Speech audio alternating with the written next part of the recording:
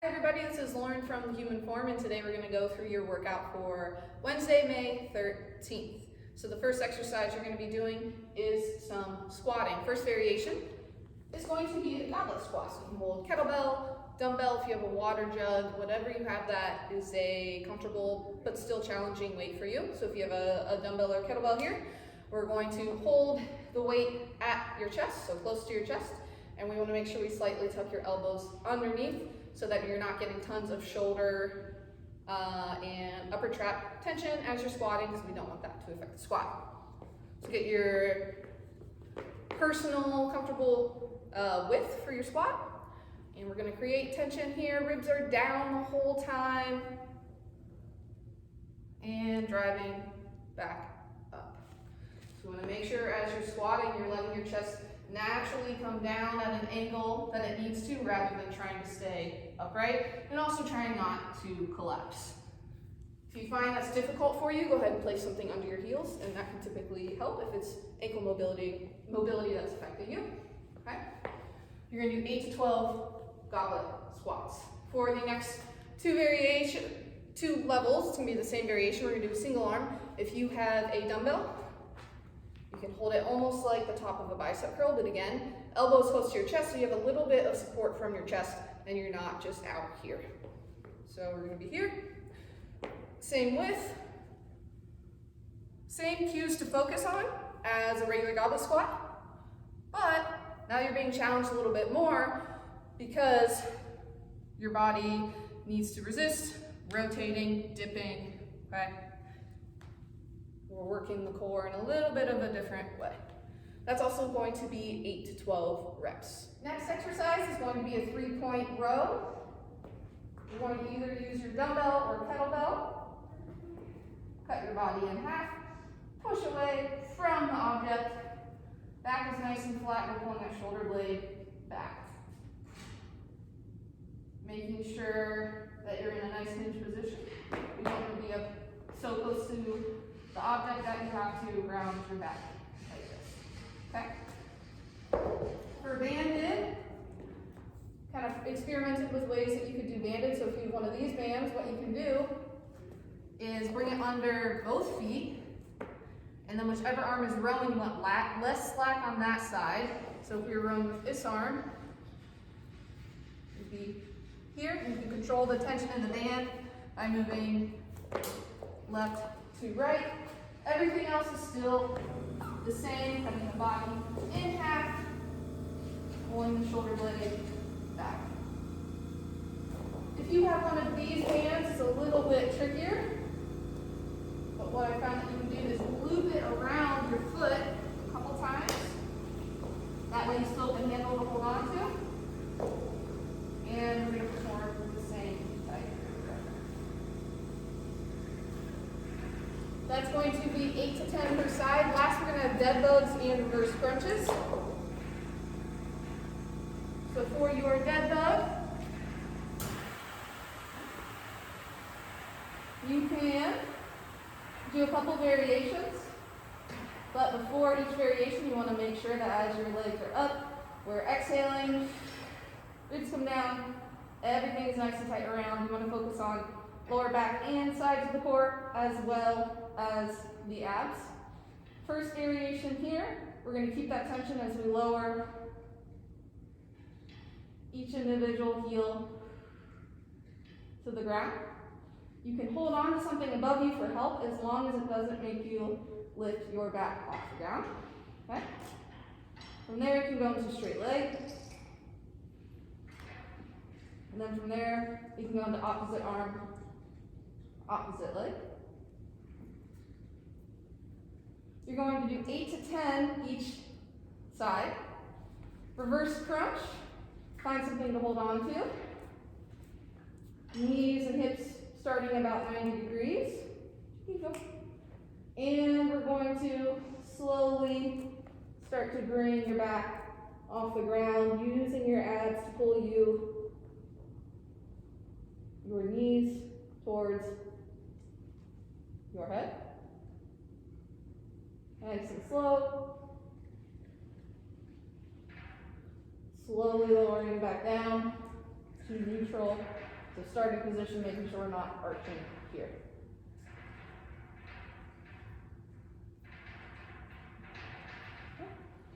You're going to do 8 to 12 of those as well.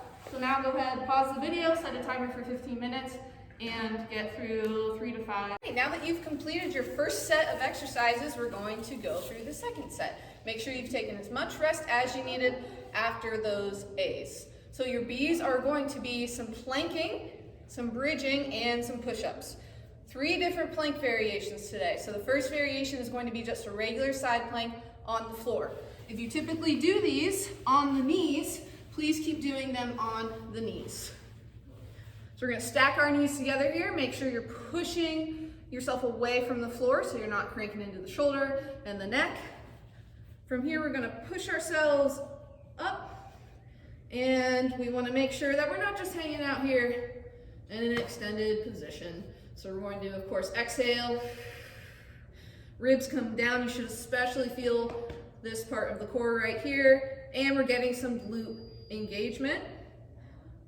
Can add a reach. In through the nose, out through the mouth. Next variation is a Copenhagen Plank. Don't know why that's the name, probably the person that came up with it, but the first is going to be bent knee. So your back leg, that knee is going to be on a nice soft object. Make sure it's not just your shin on there. The front leg, foot is going to be up near the top of the object, but not on top of it. So from here, again, we're pushing ourselves up away from the floor. You're going to feel a ton of inner leg here, not just on the one planted on the box, but also on the one in front, because we want to make sure your leg doesn't drop like this, but that you keep it up. Okay, next variation, another Copenhagen Plank, stepping it up a little bit. It's going to be straight leg. So get a good amount of your lower leg on the box. And we're going to push ourselves up, but now we're lifting that bottom leg. We're not stressing on the ground. You can start with it on the ground to get used to this position, but if you're able to do this, that will be the most challenge. 30 to 45 seconds each side for all variations. Next, we're going to be doing some bridges. All right, first variation is feet on a box. So from here, I'm not too far away from the box so that we can focus on glutes and hamstrings. The further away you are, you're going to hit a little bit more hamstrings, okay? So we're going to push down into the box, and we're going to focus on just moving the pelvis first. Feel a good amount of engagement right around here. Keep that engagement and slowly lift up towards the ceiling. Lower yourself back down. So you'll see my upper back staying on the floor. I'm not coming up to just my shoulders. 10 to 12 reps there. You can also add a pause for more difficulty, or load something on your hips, even if it's just, a little bag full of some canned food or something. Okay. All right, next variation, we're gonna do back on box. You can use something higher if you are taller. Right below the shoulder blades is usually most comfortable. We're gonna let my hips sink down. Chest is also coming forward, so I'm not leaving that on the, looking up towards the ceiling. Coming down, squeeze, scoop under. Feeling tons of glutes, especially at the top of the movement. And the rest of my spine is staying in line with the lower part. Also with these, add some pausing or add some weight for more difficulty. Last exercise is going to be a push-up. Elevated today, I'm going to show you on the box. So you're going to try to find as comfortable of a hand position as you can. You'll try not to put just your hands flat on the surface. It's going to be a little slippery, so a little bit on the edge. My body is in a nice rigid plank position. As I lower myself down, shoulder blades are moving closer together, further away as I push myself back up. Okay, the object is hitting me kind of right below my chest. So I'm not so far back that it's hitting the upper chest. You'll see my elbows flare out. It's really difficult to keep a good position. Here, right below the chest, back up. Next variation is going to be just a regular push-up on the floor.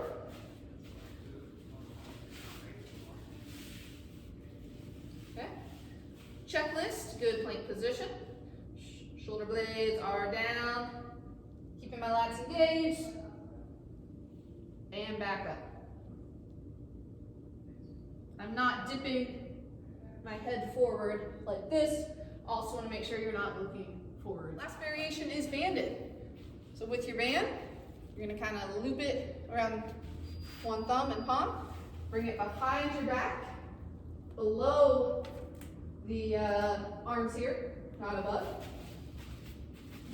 So it's right along the bottom of your shoulder blades. And everything's going to be the same.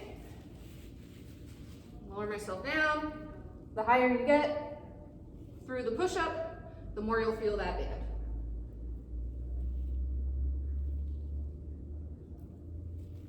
Okay. So push-ups and bridges are going to be 10 to 12. All right, pause this video. Make sure you know what variation you're doing. 15 minutes, then come back for your finisher. Your finisher today is going to consist of RDLs or swings, planking, and high knees. So you're going to grab your kettlebell or dumbbell. If you typically do RDLs, please stick with those. Sit your feet up, slightly hip width apart. Slightly bend the knees, lats are engaged, and we're going to drive your hips back, making sure the ribs are staying down, meaning we're not flaring the chest up. If you have a logo on your shirt, I should not be able to see it as you go down for your rep. From the side here, slight bend in the knees. Kettlebell staying super close to you. Engage the glutes. Come on back up for your swings. If you're a swinger, set the kettlebell up, foot or so away from you. Feet are going to be wider than an RDL. You're going to drive your hips back, and you're going to swing this back under your legs. Keep it nice and close. We want to make sure it's not going too low. Lats are still engaged. Kettlebell is coming up only high as the momentum of my hips bring it. So I'm not swinging it up with my arms. Each of those are going to be 15. Then you're going to go into a 15-second plank. Can be on the forearms or on the hands. All right? Last is going to be in place high knees. You can go as slow or fast as you want to. Opposite arm is forward. Bring in the knees up. You can also do non-jumping. And that's going to be 20 each side.